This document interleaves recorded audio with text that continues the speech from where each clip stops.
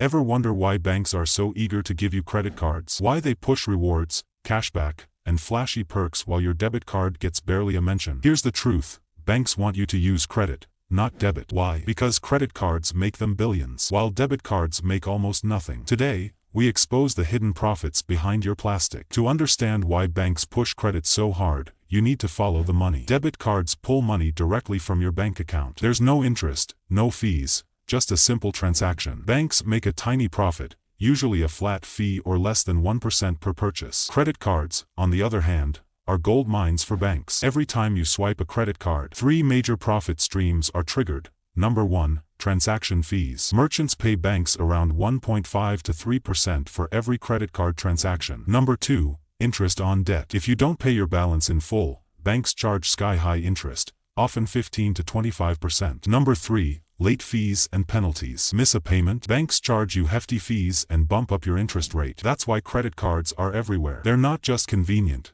they're massively profitable. Banks don't just want you to use credit cards. They convince you to use them through targeted incentives and clever marketing. Tactic 1, rewards programs. Cashback, points, travel perks. Banks sell you the dream of free money. But here's the catch. Most people don't redeem all their rewards. And those that do, banks still profit from fees and interest. Tactic 2, pre-approved offers. Ever get an email saying you're pre-approved for a credit card? That's no accident. Banks use your spending data to push cards tailored to your habits, encouraging you to spend more. Tactic 3, building credit scores. Banks frame credit cards as a way to build your credit score. While it's true that responsible use helps your credit, it's also a gateway to debt, where banks make the real money. Here's where things get dangerous. Banks don't just profit when you use credit cards, they profit even more when you carry debt. Imagine you have a $1,000 balance on a credit card with a 20% interest rate. If you only pay the minimum each month, it could take you years to pay it off, while the bank collects hundreds in interest. And the system is designed to keep you in debt. Minimum payments keep you on a never-ending cycle. Late fees punish you when you're struggling most, and higher interest rates kick in if you miss a payment. It's a rigged game, and the house, banks, always wins. So, how can you avoid falling into the credit card trap? Step 1, always pay in full. If you pay your balance every month, you avoid interest entirely. Treat your credit card like a debit card.